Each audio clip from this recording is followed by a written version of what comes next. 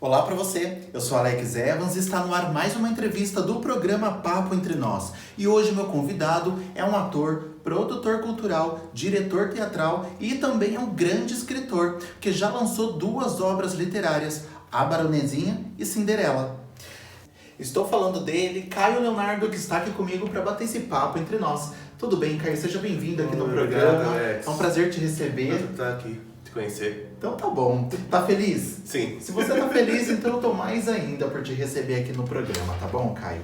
Bom, eu queria saber, começando da base artística que você teve mesmo, né? Como foi que você percebeu que, então, nessa vida, você tinha talento para ser artista? Na verdade, nem fui eu, Alex. Foi a minha professora de matemática. Mentira. Verdade. E você gosta de matemática? E pior que eu tenho curso de contabilidade. Mentira. Curso técnico. Curso técnico de contabilidade. Meu Deus, que loucura, hein? E como foi que você então percebeu que era artista nessa área técnica, né, de matemática? Não, eu estava com meus 17 anos e até a mostra estudantil. Doutor até a mostra estudantil, isso, aquilo. E a professora de matemática disse assim, ô, cara, vai, participa. Ah, não, eu sou quietinho aqui. Vai, não, participa, não. Ou tu vai, eu tiro a sua nota. Falei, tá bom, tô indo. Ia tirar nota, você foi, né? Eu É fui. melhor do que perder Fui. nota. E a minha primeira peça foi um bêbado. Primeiro personagem, um bêbado. Um bêbado. Como é que se faz um bêbado? É muita técnica, porque não pode tomar uma assim, então é muita Tem que técnica. fingir que é um bêbado, Sim. né? Tipo, não tinha muitas falas, mas ele que é o motivo da peça existir. Sim. Que é hoje a banda não sai. E Sim. aí é o maestro da banda. Então eles tomou um corocinho antes, começou a tocar umas músicas não muito apropriadas e o teatro prendeu ele. Aí que começa o enredo da peça. Aí as amicas, como posso dizer assim, as amicas da Casa da Luz Vermelha foram tirar ele na delegacia. Aí que começou o forfé tudo. Aí a peça se desenrola Aí por aí. desenrola. Que legal, mas como que foi? Você ficou nervoso? Era seu primeiro personagem? Como que foram as preparações, ensaio de técnica, de voz, ensaios de texto, porque às vezes tem que decorar Sim. texto. Por mais que não tivesse, assim, tantas falas, ainda assim tem que fazer ali sua decoração, né? Sim, sim. Tipo, é mais fogo de corpo.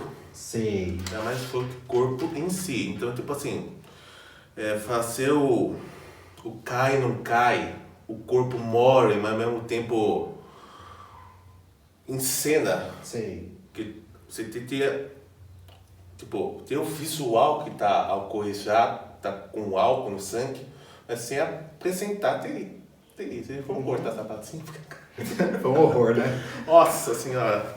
Não, porque você tendo que interpretar um bêbado sem ter noção do que é ser um bêbado é diferente, né? Eu tenho 17 anos, eu não bebo, então... Mas daí onde você busca referência, então? Pra fazer um bom bêbado, né? Bom bêbado, no bar da esquina. No bar da esquina. Lá tem vários, né? Tem, como? Então você não bebe até hoje? Não. Não bebe, não Não. tem interesse. Também não. Então tá bom, menos mal, né? Vai continuar sendo um bom bêbado sem saber como é ser bêbado. Sim. Aliás, esse é o papel do ator, né? Como a gente estava comentando, o bom ator é aquele que finge melhor, não é? Sim. O ator é a arte do fingidor. É a arte de fingir, exatamente. Fingir ser aquilo que não é. No bom sentido, claro. Sim, logicamente. Bom, e depois disso, então, dos 17 anos pra cá, com quantos anos você tá hoje? Atualmente, quase os meus 25. Nos 25, né? Então, de lá pra cá, tem quase, uns 5, 6, 8 7 anos, né? Então, você aprimorou suas técnicas de teatro e depois disso, o que mais você fez na área teatral? Porque além de você atuar, eu sei também que você co-dirige, né? Sim. É quase uma espécie de um diretor teatral. Como é que é? Tipo, tanto eu fui co-diretor, foi em 2 peças. Sim. 2 peças, um era Os Pracinhas e o outro foi O Sonho de Guerra. Coincidência, os 2 passam nas 2 guerras mundiais. Sim. Tá. Então, tipo, o meu papel de co-diretor foi mais voltado para as cenas coreografadas. Sim. Cenas coreografadas, como posso dizer assim, é um termo, não é um termo técnico correto, mas Tipo, os pracinhas tem uma cena de avião. Sei. Uma cena de avião e a mãe dormindo, sonhando com o filho na terra. Então, assim, tem a Sarah e os aviões voando em volta dela. Que é o quê? Os meninos vestidos de piloto de avião, dessa ponta terra, com os aviões de matéria desse tamanho. Olha só. Eram 5 meninos fazendo formação de voo. Aí começa um tiroteio no alto e os aviões começam a cair. E o último é do filho, que cai dentro da coxinha e explode. Nossa, que forte, né? Aí acorda assustado e tenta colocar a faca. Que incrível. É difícil atuar em cenas ou peças teatrais de época, porque você tem que buscar uma referência também de uma época que você não viveu, né? Sim, porque postura corporal, a postura do corpo, o modo de sentar, o modo de falar, o modo de tocar nas pessoas, que antigamente não dava braço, não dava... Não. Era invasivo, né? Invasivo. Então, tipo assim, até o modo de aparar um leque tinha as suas regras. Então eu falo, fazer peça de época é um estudo. De saber o contexto da época também que estava se passando. Que tipo, vou fazer um personagem de 1940. E outro dia, outra peça é uma personagem de 1850. 100 anos de diferença.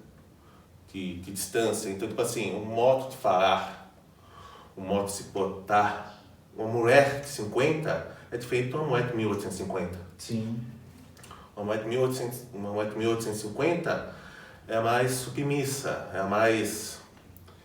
que eu posso dizer um termo aqui? Ela era mais, assim, recatada e do lar. Em teatro, porque em 1850 tinha muita mulher também empoderada. Sim, claro. Doutoras, cientistas, escritoras, tinha muito em 1850. Em 1950, é uma mulher mais empoderada, é uma mulher que sai para trabalhar, é uma mulher que vai para a lida, vai para a fábrica, vai para o trabalho. As indústrias, né?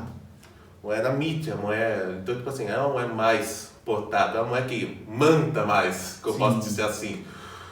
Que, tipo, até anos 80, se não me engano, a mulher tinha que pedir permissão pro marido para tomar conta do banco. É verdade. Então, tipo, o teatro em si é uma aula também. Pode ser uma peça infantil. Vai ensinar alguma coisa, vai transpassar alguma coisa. Você tem um histórico, ou até mesmo algo que você fala, não tinha pensado nisso. Tipo, todas as peças que eu escrevo, eu só tenho umas 5, 6, é sempre um assunto relacionado ao psique humano. Sim. Tipo, a Cinderela. A Cinderela tem síndrome de pequenez e uma leve depressão. Início de depressão, não é um termo correto, início de depressão, mas tipo, tá começando. E o bom que você tá falando da Cinderela, e a gente vai ver esse livro aqui, que é o da Cinderela, né? A verdadeira história, que tem a síndrome da pequenez. Sim. E como é essa síndrome? Por que você pensou nela com essa síndrome, né? E por que também a verdadeira história? Porque normalmente é comum a gente pensar que a verdadeira história é aquela que a gente viu na Disney, né? Mas não é bem assim, né? Não, é assim, foi assim. Tava na época de pandemia, o mundo parou, tava certinho lá, tava em casa, enlouquecendo. Todo mundo, né? Deus me livre, nunca mais.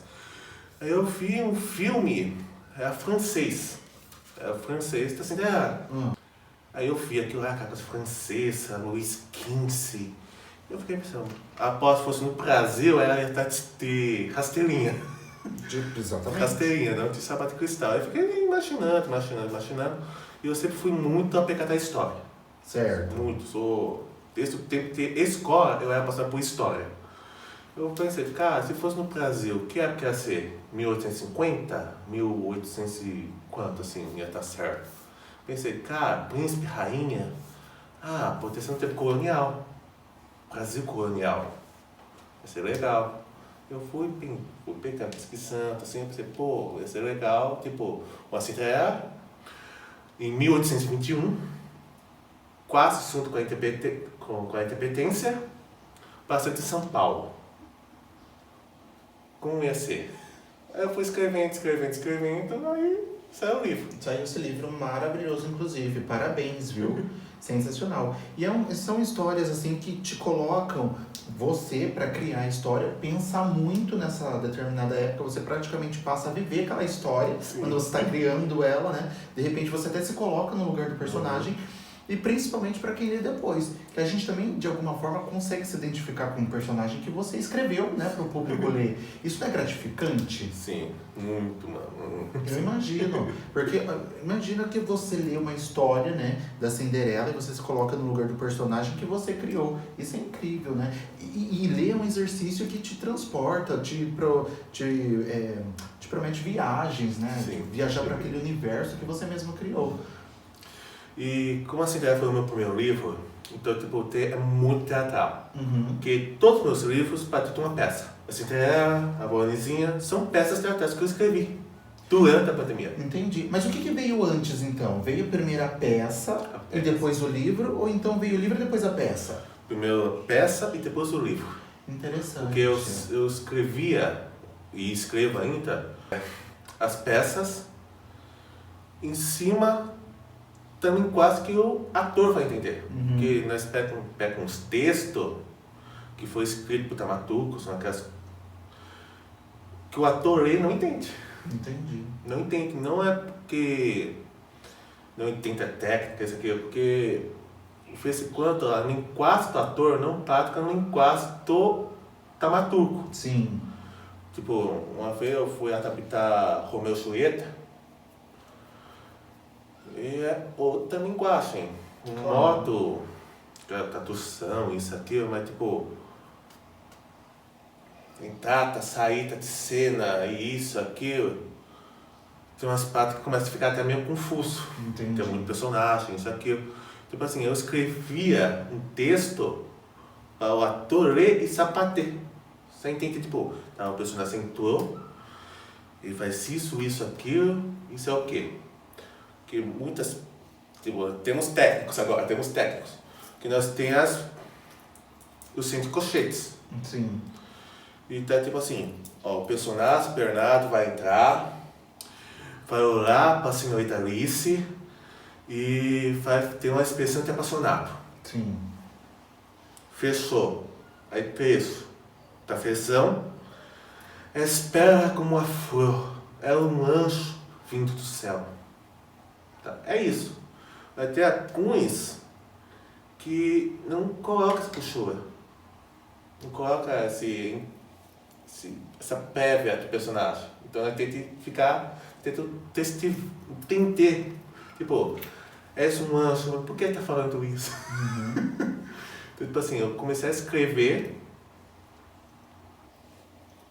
para os atores em si, peças para ator, com termos técnicos mais breves e entendíveis. Uhum. Aí depois eu me quebro o livro. Interessante. E depois veio também esse livro aqui, A Baronezinha, né? Sim. Me conta um pouquinho da Baronezinha. Como foi que você idealizou, que você pensou essa história, que também é de época, né? Sim. Você é apaixonado por uma época, né? Sim. Tá, esse livro se passa em 1890, no fim do Segundo Império. Sim. Dom Pedro II está sendo deportado para a França. Sei. Tá. E é assim, eu fui comprar uns materiais assim, fui comprar uns lápis, umas coisas assim. E eu fui ao spoiler, tá. Sabe aqueles folhetinhos de conto de fadas? Sei. A Princesa Ervilha. Já vi, conheço essa história. Então eu fui na papelaria, comprar umas coisinhas, aí eu vi lá, um folhetinho lá, um livrinho, um livreto. A Princesa Ervilha. Sim. O que chamou a atenção foi o desenho, princesa de época, Idade Média. Eu olhei, uns 50, vou comprar, vai, só para. Tá. Cheguei em casa, peguei aquele folhetinho, comecei a ler. Olha, peraí. A menina só estava arrumada para se casar com o príncipe. Ela estava indo para ver o príncipe. Ela sofreu um acidente no meio desse caminho, caiu, bate chuva, chegou na casa da sogra, lá no castelo da sogra, bateu lá na porta. A rainha abriu a porta. Ela, oi, tudo bem? Eu sou a princesa tão distante. Eu fui conhecer o príncipe assim assado, que eu fui prometido de casamento. E a rainha.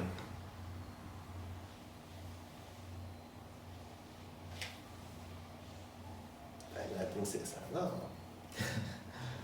Aí o príncipe assim, lá, saiu lá e bateu o olho na menina e se apaixonou. Se apaixonou perfeitamente. De mesmo modo, ela se apaixonou pelo menino. E a mãe? É a princesa não. Tá. Aí ele falou, desculpa se é uma princesa mesmo. Se é uma princesa de verdade, tá, a cor é a menina, tudo, tá? Vou arrumar 100 colchões de pena de canso e colocar uma ervilha embaixo. E assim, tem essa ervilha. É uma princesa. Porque princesa é do ponto melhor. O ponto melhor. Então, tipo assim, tá. Dia seguinte, dor nas costas. É uma princesa de verdade, pra se casar.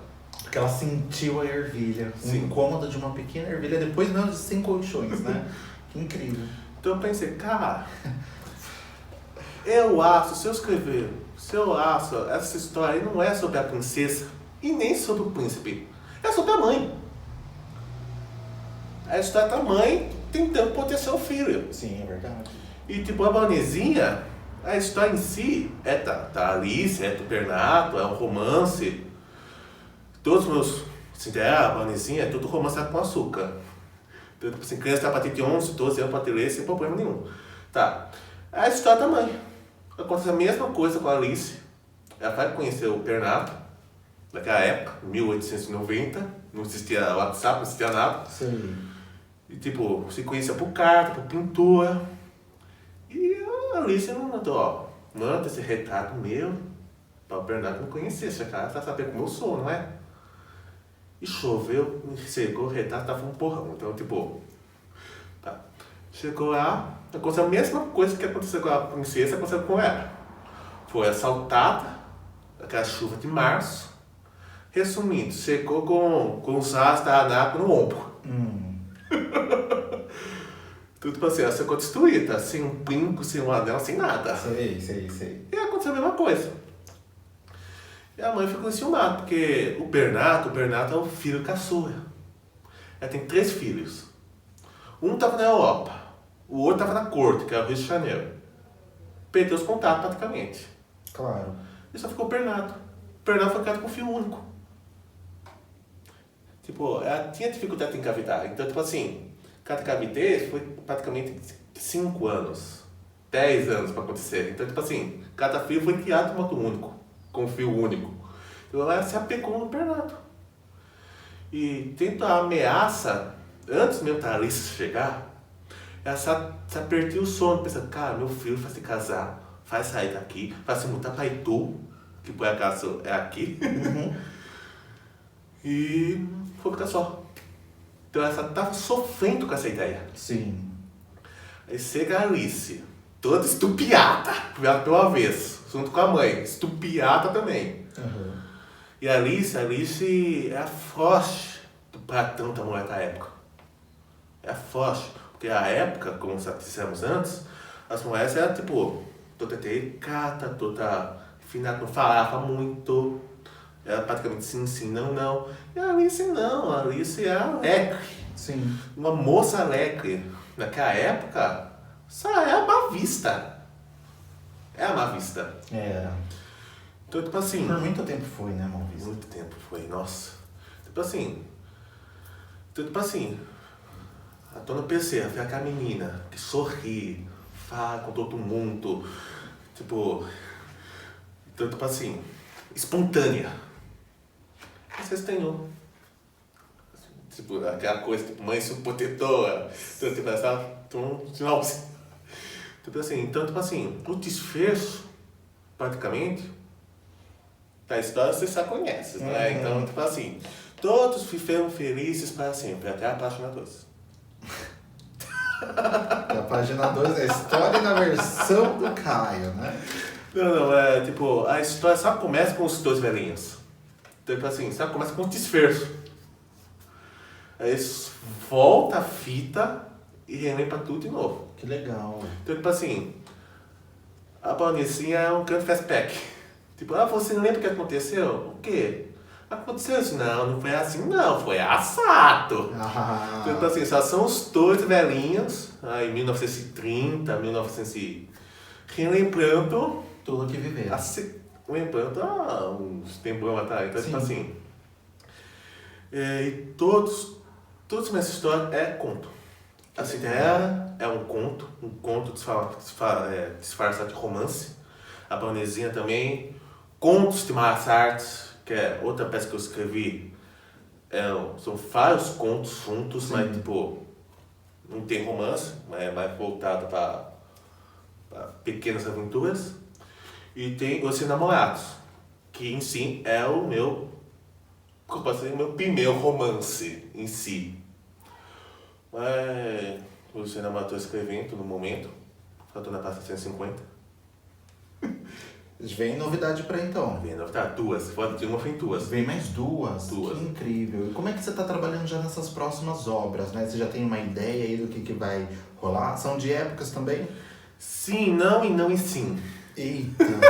E agora? Como é que eu acato essa resposta? Tá. O Pedro Massart é mais novinho. Ah, sim. É mais novinho. E é o mesmo estilo da Baronesinha.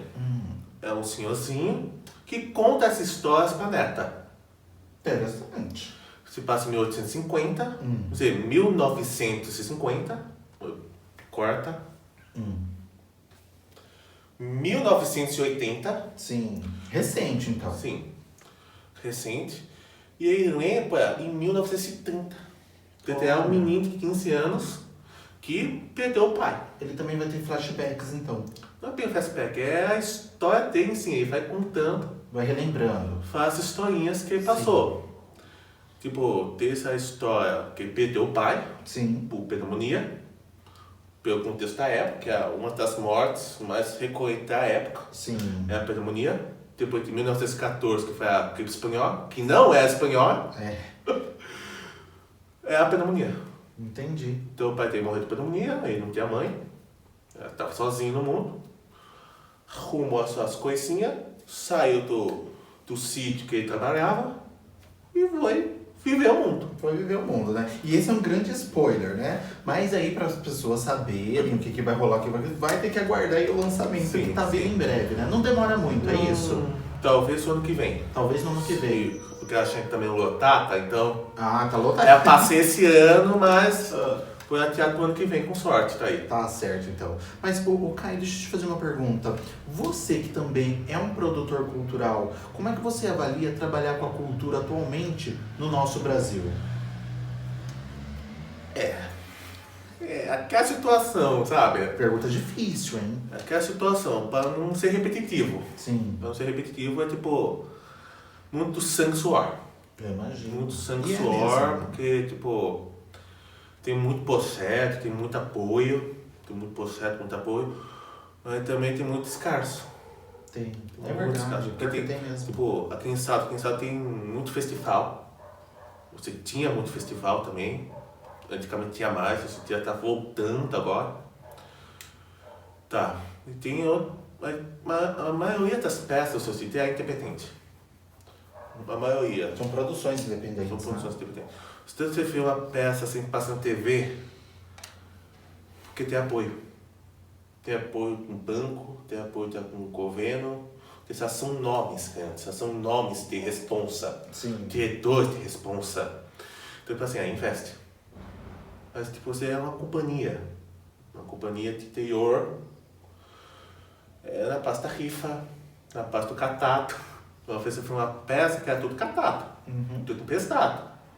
Móvel, figurino, principalmente na época da mostra infantil. Sim. Teve uma época da mostra infantil, era R$1.200.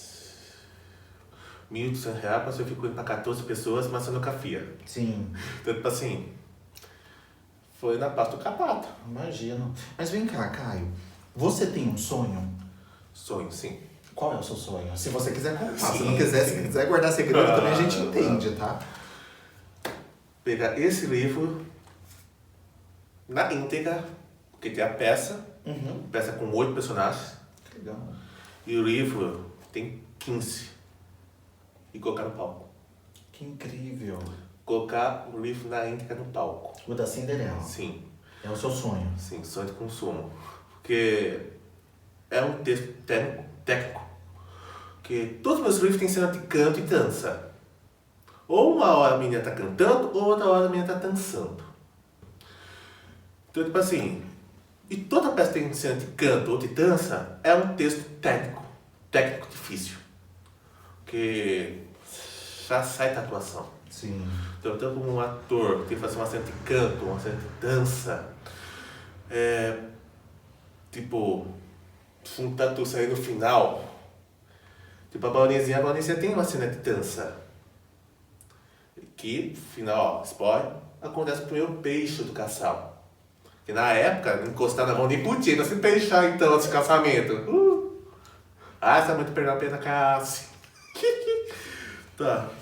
E a Cinderela tem umas 7 cenas de dança, umas 3 cenas de canto, tem coral. Então, tipo assim, a Cinderela foi escrita por Grupo Oficial de Teatro Juvenil de Salto. Tipo, na época estava no COTS, que é o grupo da prefeitura, um grupo patrocinado pela prefeitura, que é um postado da prefeitura de Salto, na época. Então, a pandemia, então eu escrevi teatro por COTS, que é 20 pessoas. Então, tipo assim, eu escrevi um personagem para cada um. Então, tipo assim, aí depois eu fui cortando, ficou só os 8 principais aí. Aí eu registrei. E eu fiquei com o texto pronto na mão. Aí que virou o livro em si. Perfeito. Que tá aí até hoje. Tá aqui até hoje. E Caio, gostaria de saber também, pelas pessoas que gostaram da sua obra literária, se interessaram, querem adquirir, querem comprar, como é que elas podem fazer? Ó, pode ser para estante virtual, para Amazon, para um livro, mas também tem na Carrefour, tem na Magazine Luiza. Certo. Mas se quiser também pode entrar no meu Instagram, que tem um link lá. Perfeito, então. Fica aí a dica para você poder adquirir a obra literária aqui do nosso amigo Caio Leonardo, tá bom? Bem, Caio, muito obrigado pela presença aqui. Vamos encerrando o nosso programa. E você, antes da gente encerrar, eu peço que se inscreva aqui no canal, curte, comente, compartilha, que é tudo muito importante para o nosso crescimento, tá bom? Um beijo para você e até a próxima. Tchau, tchau.